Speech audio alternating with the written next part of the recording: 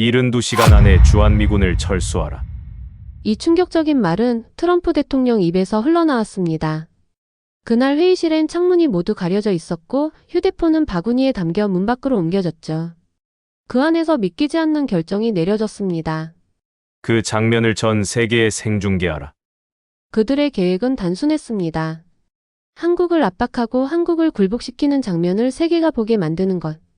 그것이 그들의 확신이자 오만이었습니다. 한국은 결국 고개를 숙일 거라 믿었고 그 믿음이 진실처럼 퍼져나갔습니다.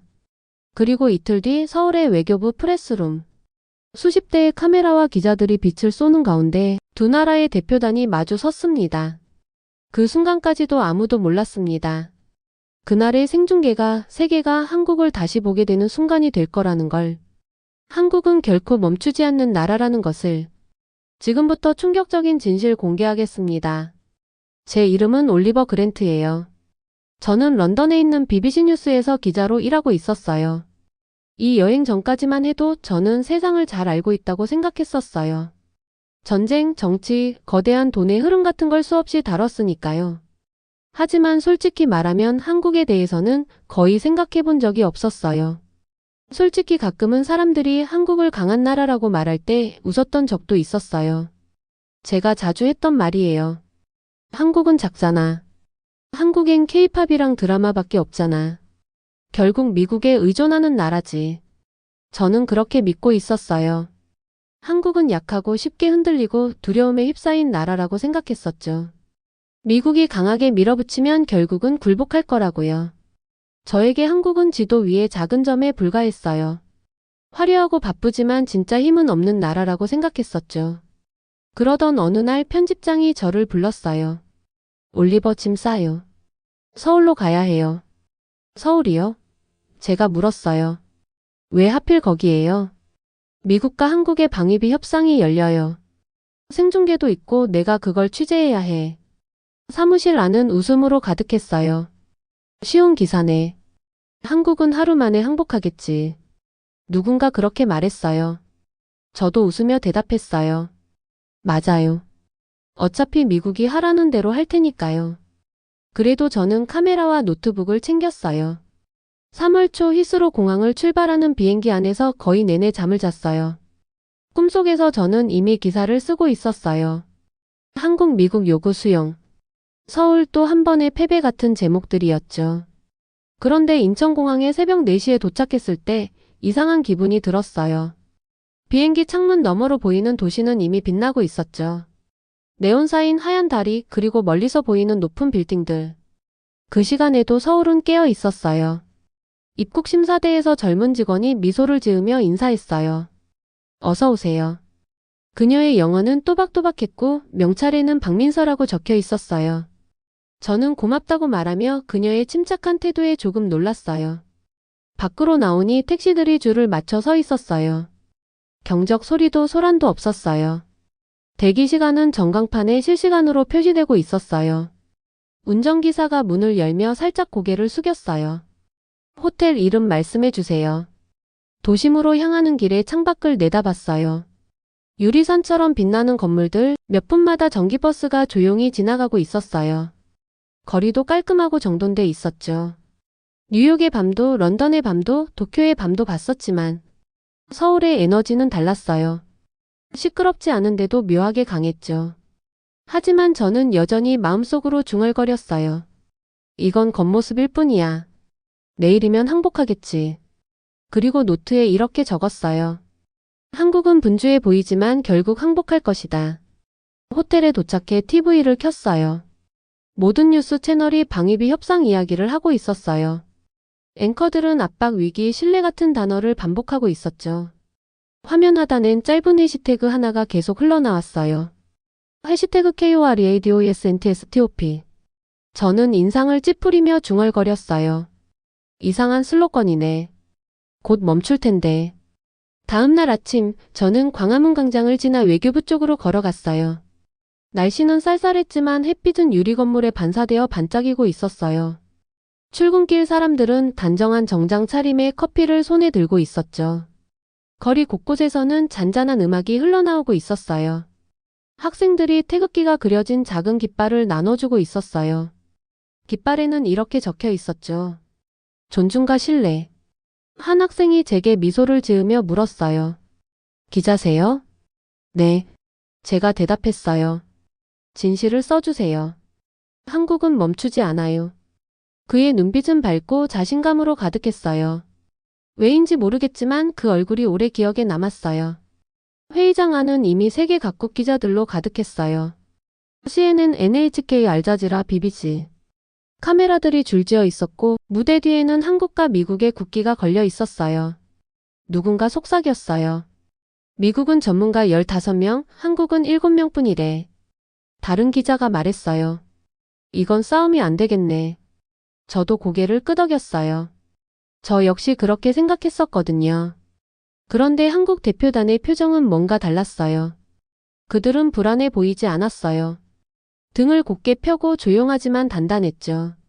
한 여성은 짙은 네이비색 정장을 입고 태블릿을 정리하며 살짝 미소를 지었어요. 마치 무언가 확신하고 있는 사람처럼 보였어요. 9시가 되자 조명이 어두워졌어요. 리처드 볼턴이 이끄는 미국 대표단이 먼저 입장했어요. 그 뒤로 서기훈 차관과 정하윤 국장이 차분히 걸어 들어왔어요. 박수 소리가 회의장에 울려 퍼졌죠. 볼턴이 미소를 지으며 말했어요. 자, 오늘은 역사적인 날이 될 겁니다. 저는 깊게 숨을 들이마셨어요. 한국이 무너지는 순간을 직접 보게 될 거라고 생각했죠. 하지만 그때 제 안에서 아주 작은 목소리가 들렸어요. 혹시 틀린 건 아닐까, 올리버? 한국은 정말 멈추지 않는 나라일지도 몰라. 저는 고개를 저으며 그 생각을 밀어냈어요. 그때까지만 해도 저는 여전히 믿고 있었어요. 한국은 작다, 그렇게요. 하지만 곧 알게 될 거였어요. 어떤 데이터도 어떤 보고서도 어떤 그래프도 가르쳐주지 못했던 진실을요. 존중이 무엇인지, 신뢰가 어떻게 만들어지는지, 그리고 어떤 자부심이 나라를 끝까지 움직이게 하는지. 왜냐면 결국 한국은 멈추지 않거든요. 다음날 새벽 저는 해가 뜨기 전부터 깨어 있었어요. 호텔 창문 너머로 보이는 도시는 이미 살아 움직이고 있었죠. 도로 위엔 자동차들이 조용히 줄을 맞춰 움직이고 있었고 불빛이 강과 함께 붉고 하얗게 번쩍거리고 있었어요. 커피를 든 직장인들, 가방을 맨 학생들, 그리고 부대로 향하는 군인들이 보였었어요. 모든 게 마치 연습이라도 한 듯 질서정연했었습니다. 저는 회색 정장을 입고 파란색 BBC 목걸이를 목에 걸었어요. 오늘은 바로 한미방위비 협상이 열리는 날이었거든요. CNN, NHK, 알자지라 같은 주요 방송사들이 모두 와 있었어요. 저는 속으로 이렇게 생각했었죠. 이건 단순한 보도일 거야. 결국 한국이 더 내게 될 테니까. 그건 단순한 계산이지. 보도실 안으로 들어가자 저는 잠시 걸음을 멈췄어요. 그곳은 마치 극장 같았었어요. 양국의 거대한 국기가 벽에 걸려 있었고 기자들로 가득 찬 좌석이 질서 있게 배치되어 있었죠. 카메라 수십 대가 붉은 불빛을 깜빡이며 대기하고 있었어요. 저는 일본 기자인 켄지의 옆자리에 앉았었어요. 그가 미소 지으며 물었었죠. 저쪽이 저항할까요? 저는 어깨를 으쓱했어요. 글쎄요, 미국 군대를 잃을 위험을 감수할 순 없겠죠. 결국 요구대로 따를 겁니다. 켄지가 고개를 끄덕였어요. 다들 그렇게 생각하죠. 미국 대표단이 먼저 입장했어요. 어두운 정장을 입은 15명이었고 그들 앞에는 자신감 넘치는 발걸음의 리처드 볼턴이 있었어요. 그는 이미 승리를 확신한 사람처럼 보였었죠. 그 뒤로 한국 대표단이 들어왔어요. 고작 7명이었고 그들의 대표는 50대의 차분한 인상인 서기훈 차관이었어요. 그 옆에는 세련된 태블릿을 들고 있는 정하윤 국장이 함께 있었죠. 차이가 명확했었어요. 미국 측은 요란하고 자신만만했지만 한국 측은 조용하고 집중해 있었어요. 저는 제 카메라 기사에게 살짝 속삭였어요. 곧 끝나겠네요. 볼턴이 마이크를 잡았어요. 좋은 아침입니다. 오늘 회담은 역사적인 날이 될 것입니다. 그의 목소리는 단단하고 자신감에 차 있었어요. 리모컨을 누르자 뒤편 스크린이 밝게 켜졌어요. 현재 한국은 미군 주둔비의 8%만 부담하고 있습니다. 일본은 74%를 부담합니다. 이건 공정하지 않습니다. 그가 다음 슬라이드를 가리켰어요. 미국은 한국에 연 45억 달러의 부담을 요청합니다. 거부할 경우 우리는 한반도에서 미군을 철수할 수도 있습니다. 순간 회의장은 무겁게 가라앉았어요. 위에서 들리는 형광등의 진동음까지 들릴 정도였죠. 볼턴은 미소를 지으며 반응을 기다렸어요. 기자들이 수군거리기 시작했어요. 한국은 버틸 수 없을 거야. 결국 받아들일 거야. 선택의 여지가 없지. 저는 노트를 꺼내 이렇게 적었어요. 한국은 압박을 받고 있다. 곧 항복할 것이다.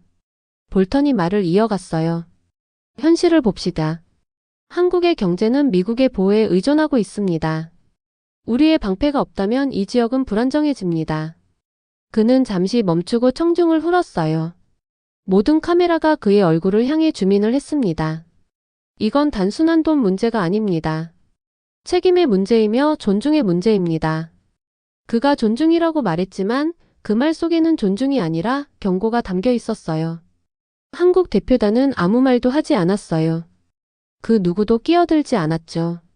서차관은 조용히 노트에 무언가를 적고 있었고 정 국장은 침착한 눈빛으로 모든 걸 지켜보고 있었어요. 볼턴은 발표를 마치고 물을 한 모금 마셨습니다. 기자들은 일제히 카메라 셔터를 눌렀고 번쩍이는 플래시가 번개처럼 터졌어요. 저는 속삭였어요. 이걸로 끝이네. 기사 제목은 이미 정해졌군. 머릿속에는 다음날 헤드라인이 선명히 떠올랐어요. 한국 미국의 요구 수용. 워싱턴 또 한 번의 승리. 그런데 이상한 일이 일어났어요. 한국 대표단이 바로 반응하지 않고 5분간의 휴식을 요청했어요. 그들은 조용히 자리에서 일어나 나갔습니다. 다툼도 혼란도 없었어요. 그저 묘하게 차분하고 확신의 찬걸음이었죠. 켄지가 눈썹을 치켜 세웠어요. 이상하네요. 보통 이런 회의에선 바로 반응하잖아요. 저도 고개를 끄덕였어요. 아마 안에서 허둥대고 있겠죠. 미국 대표단은 서로 이야기를 나누며 웃고 있었어요. 볼턴은 미군 관계자와 악수를 하며 여유롭게 웃고 있었죠. 누가 봐도 이미 게임이 끝난 것처럼 보였어요. 하지만 제 마음 한구석이 이상하게 불편했었어요. 무대 쪽을 바라봤죠. 비어있는 한국 대표석, 꺼진 마이크, 그리고 그 뒤에 걸린 태극기. 이상하게도 그 태극기가 약해 보이지 않았어요. 빨간색과 파란색의 원이 살아있는 듯 마치 회전하는 것처럼 느껴졌어요.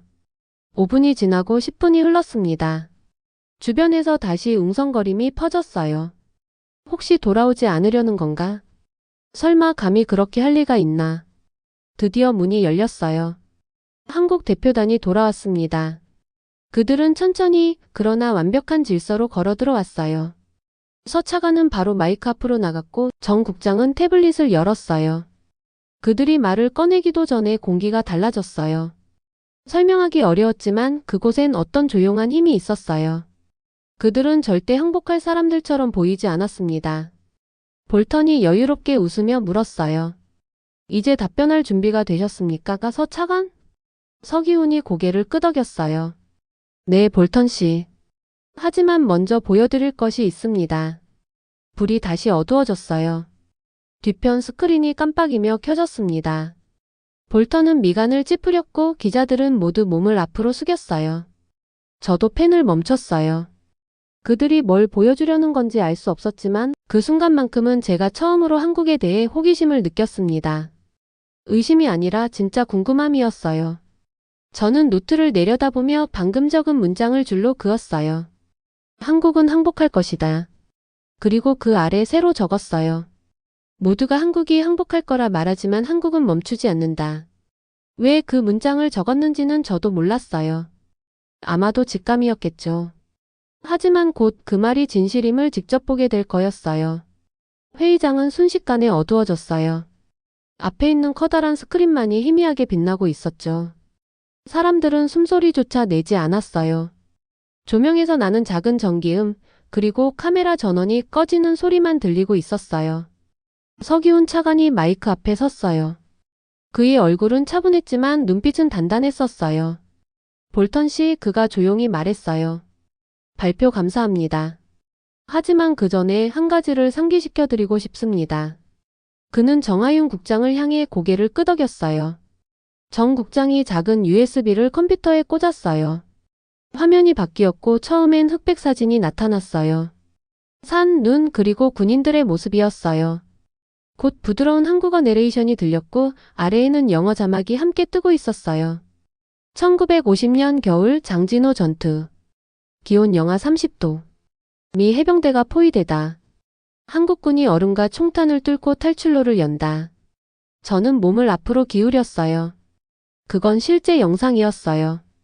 수천 명의 군인들이 얼어붙은 계곡을 행진하고 있었죠. 얼굴에는 서리가 끼고 부상자를 들고 가는 손은 떨리고 있었어요.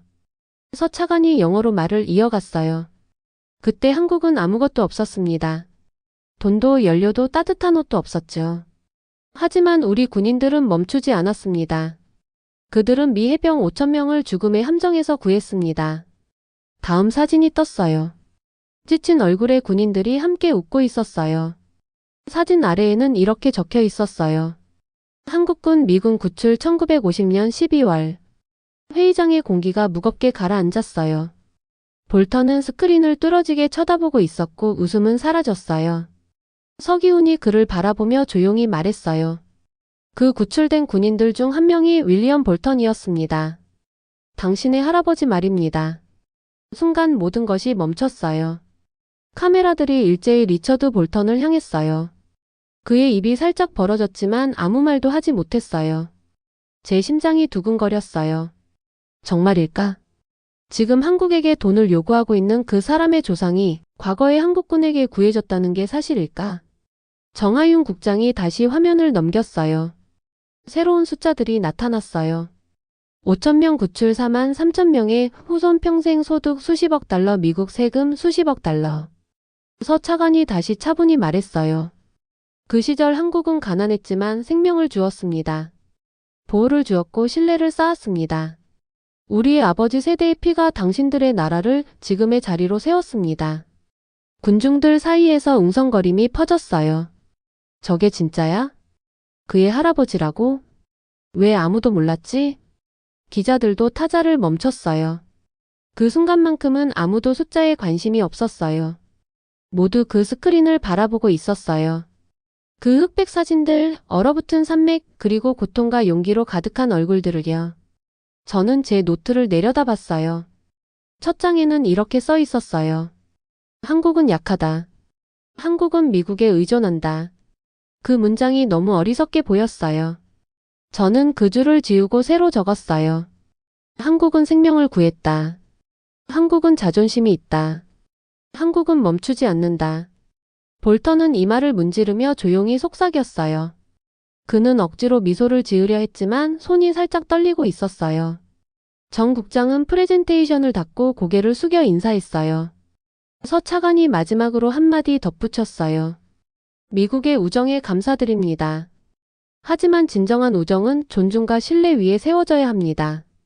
협박 위에 세워질 수는 없습니다. 다시 정적이 흘렀어요. 아무도 박수를 치지 않았어요. 시간이 멈춘 것처럼 느껴졌어요.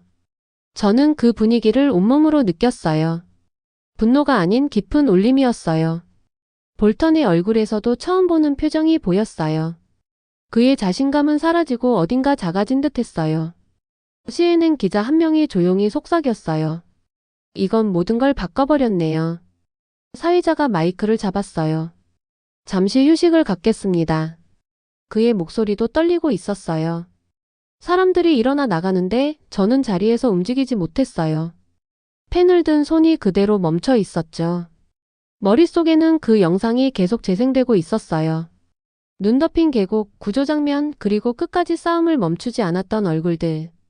복도 쪽에서는 기자들이 모여 낮은 목소리로 이야기를 나누고 있었어요. 그 얘기 들어봤어? 아니, 처음 들어. 믿기 힘들다. 이런 이야기가 있었다니. 저는 그들 사이에 끼지 않았어요. 그저 창밖을 바라봤어요. 바람에 천천히 펄럭이는 태극기. 이제 그게 작게 보이지 않았어요. 스스로 겨우 버티던 나라가 아니라 다른 이들을 짊어지고 일어섰던 나라로 보였어요. 회의장 안으로 다시 들어갔을 때 볼턴이 혼자 앉아 있었어요. 누군가 그에게 사진 한 장을 건네줬나 봐요. 그 사진엔 젊은 미군 윌리엄 볼턴이 한국 군인과 악수하고 있는 모습이 있었어요. 볼턴의 눈가가 붉게 젖어 있었어요. 그 장면이 제 머릿속에 오래 남았어요. 존중은 힘에서 나오는 게 아닐지도 몰라. 기억에서 나오는 걸지도 몰라. 그런 생각이 들었어요. 회의는 아직 끝나지 않았지만 이미 무언가가 변했음을 모두가 느끼고 있었어요. 세상은 지금 처음으로 한국의 또 다른 얼굴을 보고 있었어요. 그리고 제 마음속에는 확신이 하나 생겼어요. 모두가 한국은 작다고 말했지만 한국은 멈추지 않는다. 불이 다시 켜졌을 때 모두 조용히 앉아 있었어요. 분명 뭔가가 달라져 있었죠. 미국 측 사람들의 얼굴에서는 아까의 자신감이 사라져 있었고 한국 대표단은 마치 이미 증명할 걸 증명했다는 듯 차분하고 평화로운 표정을 하고 있었어요. 서기훈 차관이 먼저 입을 열었어요. 역사는 우리가 어떤 사람이었는지를 보여줍니다. 하지만 오늘 우리는 우리가 지금 어떤 나라인지를 보여드리고 싶습니다. 그는 정하윤 국장을 바라보며 고개를 끄덕였어요. 정 국장이 자리에서 일어났어요. 이번에는 70년 전의 이야기가 아닙니다. 그녀가 말했어요. 지금 이 순간 실제로 일어나고 있는 이야기입니다. 그녀가 태블릿을 터치하자 큰 스크린이 다시 켜졌어요. 처음엔 또 옛날 영상인 줄 알았어요. 하지만 아니었어요. 이번에는 현대 서울에서 촬영된 짧은 다큐멘터리였어요. 화면에는 인천기술고등학교라는 이름의 학교 안작은 작업장이 보였어요. 벽에는 금속 도구들과 3D 프린터, 그리고 작은 기계들이 가득 걸려 있었죠. 그 한가운데엔 안경을 쓴 중년 남성이 오래된 망치를 손에 들고 서 있었어요. 그가 카메라를 향해 말했어요. 제 이름은 이상우입니다. 저는 이 학교에서 30년 동안 학생들을 가르쳐 왔습니다. 정밀하게 부품을 만드는 법을 가르치고 있죠. 그 부품들은 결코 작지 않습니다. 카메라가 그의 손을 비췄어요. 거칠고 상처가 많았지만 한치의 흔들림도 없었어요. 그는 아주 작은 기어 하나를 책상 위에 올려두며 말했어요. 이건 제 제자들이 만든 겁니다. 군용 헬멧, 전투기 조종석 디스플레이, 위성 장비 안에도 이 부품이 들어갑니다.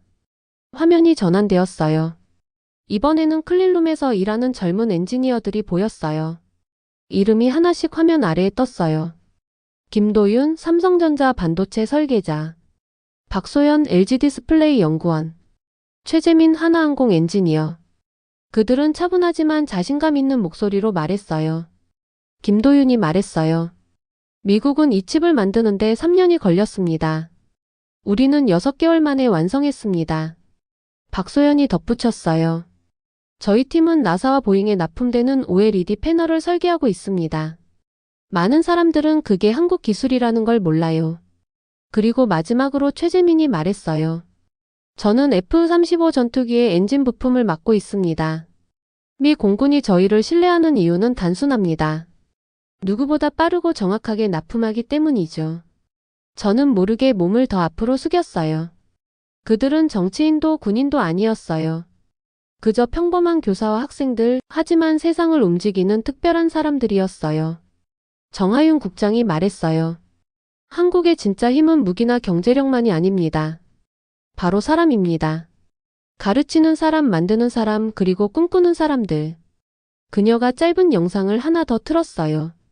이번엔 미국 애리조나 주의 공군기지에서 일하는 기술자 마이클 김이 화면에 나왔어요. 저는 이곳에서 정비병 500명을 교육하고 있습니다. 그가 말했어요. 우리 F-35 정비 매뉴얼의 상당 부분은 한국 기술진의 도움으로 만들어졌습니다. 다시 조용해졌어요. 기자들마저 키보드를 멈췄고 미국 측 인사들은 서로 눈빛만 주고받았어요. 무대 옆에 띄워진 유튜브 생중계 채팅창에는 실시간 메시지가 쏟아지고 있었어요. 이게 진짜야? 한국이 그걸 만든다고? 한국은 멈추지 않는다. 존중합니다, 코리아. 저는 스크린을 바라보며 가슴이 뛰었어요. 숫자, 그래프, 자부심. 모두 제가 알던 한국과는 너무 달랐어요. 런던에서 사람들은 한국을 그저 인터넷 빠른 나라, 유행하는 노래의 나라로만 봤었어요. 하지만 지금 제 앞에 있는 건 인내와 기술, 그리고 자존심으로 쌓아 올린 또 다른 한국이었어요. 서기훈 차관이 리처드 볼턴을 향해 고개를 돌렸어요. 볼턴 씨, 한국은 돈으로만 기여하지 않습니다. 우리는 혁신으로 기여합니다. 한국 기술이 없으면 미국의 많은 시스템은 멈추게 될 겁니다. 볼턴은 아무 말도 하지 않았어요. 그는 고개를 숙여 서류를 넘기며 메모하는 척했지만 얼굴은 창백했어요. 정하윤 국장이 발표를 마무리하며 말했어요. 우리의 사람들은 멈추지 않습니다. 한국은 멈추지 않습니다. 그 순간 박수가 퍼져나왔어요. 처음엔 조용히, 이내 점점 커졌어요.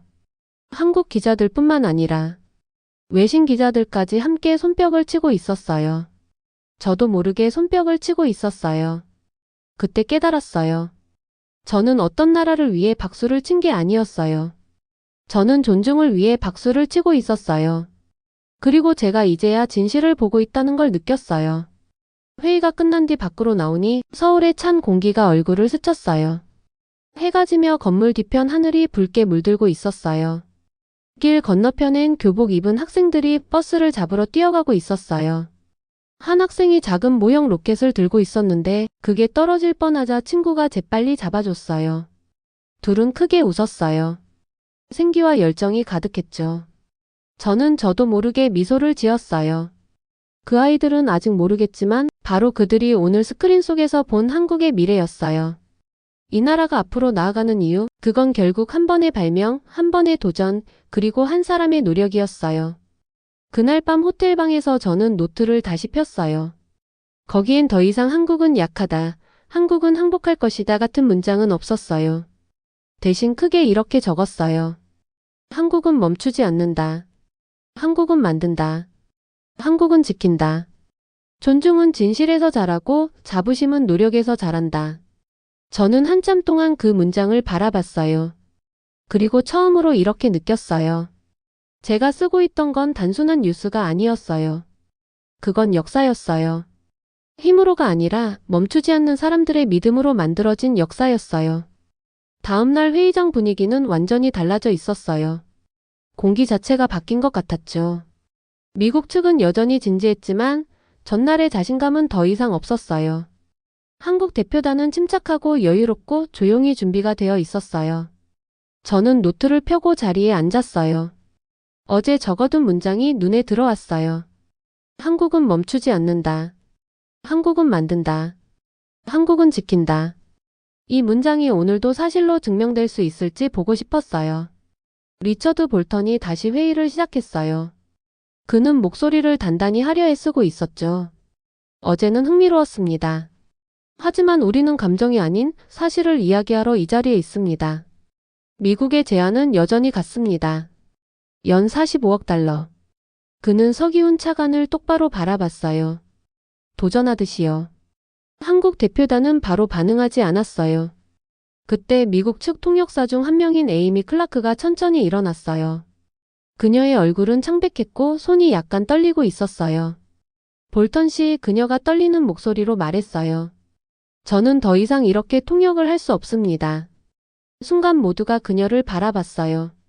카메라들이 일제히 그녀에게 주민을 했어요. 볼턴은 얼굴을 찌푸렸어요. 에이미, 지금 뭐 하는 겁니까? 앉으세요. 하지만 그녀는 앉지 않았어요. 대신 손에 들고 있던 녹음기를 들어 올렸어요. 모두에게 들려드릴 게 있습니다. 죄송하지만 진실이 중요하니까요. 그녀가 재생 버튼을 눌렀어요. 스피커에서 볼턴의 목소리가 흘러나왔어요. 한국인들은 겁쟁이들이야. 카메라 앞에서 압박하면 바로 항복할 거야. 절반의 돈만 받아도 나머지는 두려움으로 얻을 수 있지. 순간 회의장이 폭발하듯 술렁였어요. 사람들의 탄식이 사방에서 터져나왔어요. 진짜야? 저게 정말 그 사람이야? 기자들은 스마트폰을 꺼내 실시간으로 영상을 찍고 있었어요. 볼턴의 얼굴이 새빨갛게 변했어요. 조작이다. 저건 내가 아니다. 그는 외쳤지만 이미 모두가 충분히 들었어요.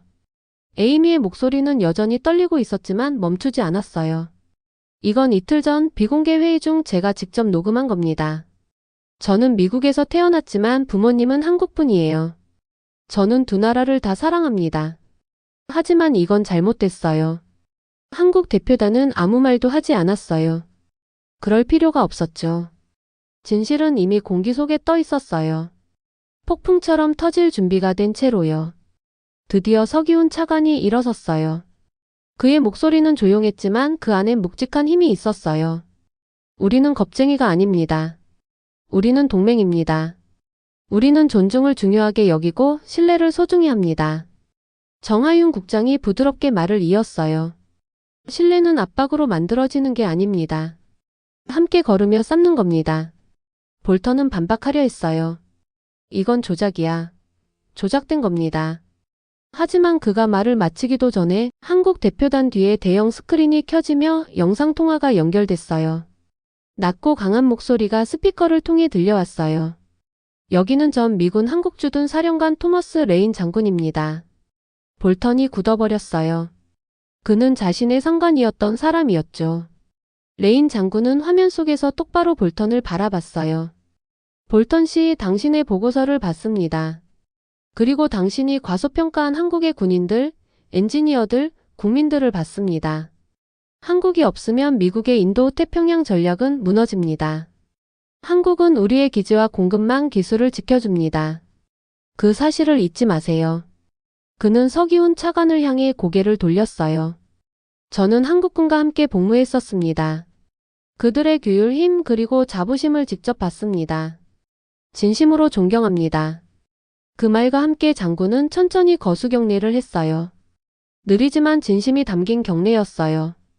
회의장은 다시 정적에 휩싸였어요. 그건 두려움이 아닌 깊은 감동이 깃든 침묵이었어요. 정하윤 국장이 마지막 슬라이드를 띄웠어요. 그건 어떤 발언이나 위협이 아니었어요. 그저 단순하고 명확한 숫자였어요. 미군 전자장비 핵심 부품의 80%는 한국에서 공급. F-35 전투기용 마이크로칩의 60%는 한국 소재로 설계. 한국이 멈추면 세계가 멈춘다. 저는 그 문장을 바라보며 가슴이 먹먹해졌어요. 그건 화려하거나 자극적인 문장이 아니었어요. 그저 진실이었어요. 볼턴은 고개를 숙였어요. 그에겐 더 이상 반박할 말이 없었어요. 숫자도 권력도 목소리도 사라지고 오직 침묵만이 남았죠. 주변 기자들이 빠르게 키보드를 두드리기 시작했어요. 제 머릿속엔 이미 제목이 그려지고 있었어요. 진실이 드러나다. 존중은 얻어졌다. 한국은 멈추지 않는다. 에이미 클라크가 뒤로 물러서며 눈물을 훔쳤어요. 서기훈 차관이 다가가 물 한 잔을 건넸어요. 잘하셨습니다. 그가 조용히 말했어요. 에이미는 고개를 끄덕이며 속삭였어요. 그저 진실을 알리고 싶었어요. 저는 노트를 덮고 주위를 둘러봤어요. 이건 단순한 정치 협상이 아니었어요. 전 세계가 지켜보는 하나의 교훈이 되어 있었죠. 처음 한국에 왔을 때를 떠올렸어요. 그때 저는 한국을 작고 약하고 의존적인 나라라고 생각했었어요. 하지만 지금 눈앞에 있는 건 완전히 다른 나라였어요. 힘을 외치지 않아도 행동으로 보여주는 나라. 두려움이 아니라 신뢰로 세상을 움직이는 나라. 멈추지 않는 사람들의 나라였어요. 저는 마지막으로 한 줄을 써내려갔어요. 한국이 멈추면 세계가 멈춘다. 하지만 한국은 멈추지 않는다. 그리고 제 인생에서 처음으로 그 문장의 모든 단어를 진심으로 믿었어요.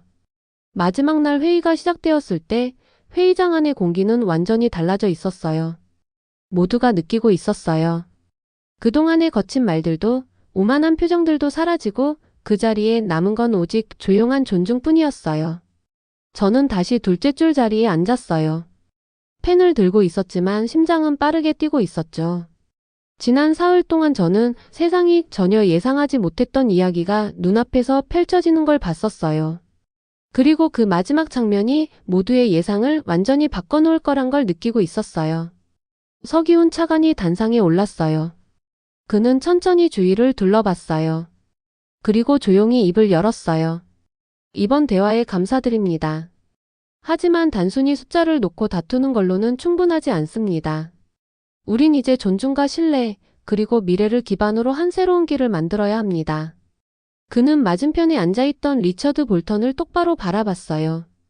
우리는 45억 달러를 지불하지 않겠습니다. 순간 회의장은 숨소리조차 멈춘 듯 했어요. 정말로 사람들의 심장 소리가 들릴 것 같았어요. 하지만 서 차관은 침착하면서도 단호하게 말을 이었어요. 우리에겐 다른 제안이 있습니다. 새로운 길이죠. 그가 리모컨 버튼을 누르자 스크린이 파란색 배경으로 바뀌며 제목이 떠올랐어요. 한미기술동맹 기금. 저는 의자에 몸을 기울였어요. 화면에는 여러 장의 사진과 도표가 나타났어요. 서 차관이 설명을 시작했어요. 지금 세상에 필요한 건 갈등이 아닙니다. 협력입니다. 그래서 우리는 방위비를 지불하지 않고 함께 투자할 것입니다. 기술의 혁신에 그리고 신뢰예요. 그는 첫 번째 슬라이드를 가리켰어요. 삼성전자와 인텔의 공동 반도체 연구소. 다음 슬라이드에는 미래형 전투기 그림이 있었어요. 한국항공우주와 로키드 마틴의 차세대 전투기 공동 개발. 세 번째 화면에는 복잡한 코드가 가득한 모니터가 보였어요. SK하이닉스와 DARPA가 함께 운영할 사이버 보안센터. 그 모든 계획은 돈이 아닌 창조로 연결된 동맹이었어요. 회의장 안의 공기에서 조용한 흥분이 느껴지고 있었어요. 서 차관이 발표를 마치며 말했어요. 이것이 우리의 답입니다. 다투지 말고 함께 만듭시다. 지키는 일을 함께 합시다. 왜냐하면 한국은 멈추지 않으니까요. 잠시 아무도 말을 하지 않았어요. 그때 리처드 볼턴이 천천히 자리에서 일어났어요. 그의 얼굴에는 분노가 아니라 깊은 생각이 깃들어 있었어요. 그가 목을 가다듬고 말했어요.